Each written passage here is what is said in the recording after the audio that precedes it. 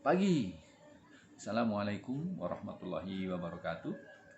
Apa kabar teman-teman semua dimanapun Anda berada? Semoga pagi ini kita semua tetap dalam keadaan paling sehat, paling semangat, dan paling optimis.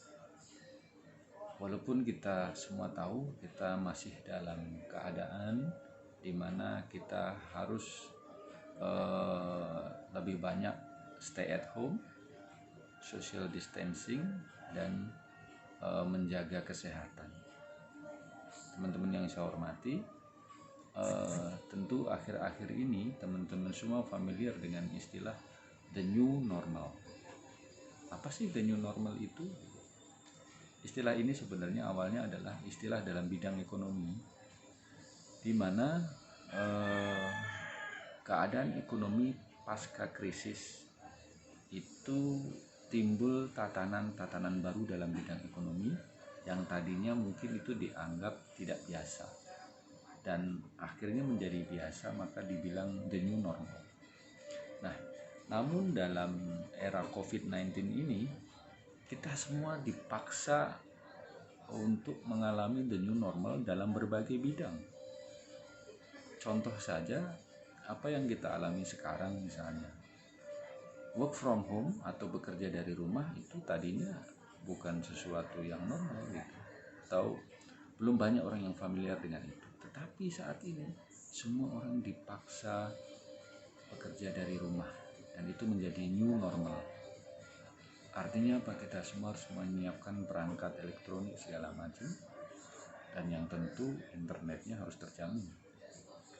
Yang kedua, anak-anak sekolah kita pun hampir sama mengalami harus belajar dari rumah, dan sarananya adalah juga dengan virtual dan internet.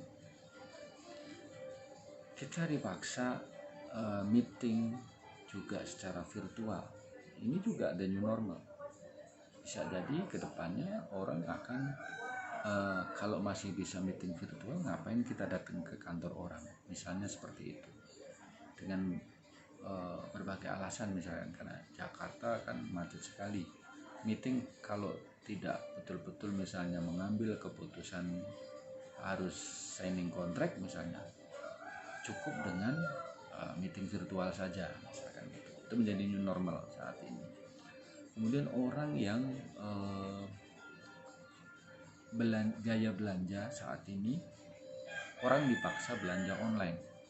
Karena apa? Pusat perbelanjaan, pusat pertokoan kebanyakan tutup. Jadi orang harus beralih kepada belanja online. Itu rasanya akan menjadi the new normal setelah era COVID-19 ini. Dan masih banyak lagi. Nah, begitu juga di dalam keluarga kita. Masing-masing orang mempunyai new normal saat ini. Ibu-ibu yang tadinya berkarir tidak pernah masak misalnya, sekarang menjadi hobi masak karena hampir setiap hari di rumah. Itu menjadi new normal, dan mungkin ke depan dia akan melanjutkan itu. Atau kita orang tua yang tadinya jarang ketemu anak, sekarang hampir setiap hari ketemu anak, dan bahkan dari pagi sampai sore di rumah ketemu anak. Nah, kita harus menciptakan suasana nyaman yang kita berinteraksi dengan keluarga kita, kualitasnya menjadi lebih baik, dan itu akan menjadi the new normal buat kita.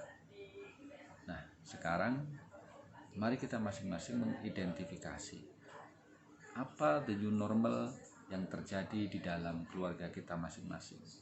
Apa the new normal yang terjadi di dalam usaha kita atau bisnis kita masing-masing, dan apa the new normal yang terjadi di lingkungan kita masing-masing. Dengan demikian kita akan menjadi lebih aware dengan perubahan, menjadi lebih peduli dengan perubahan, dan menjadi lebih siap dengan perubahan.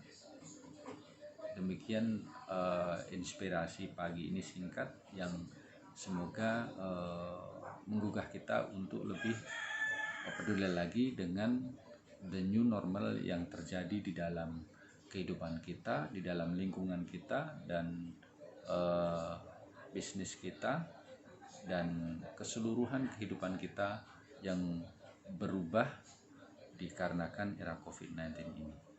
Terima kasih atas perhatiannya. Salam dari saya, Coach Nano. Assalamualaikum.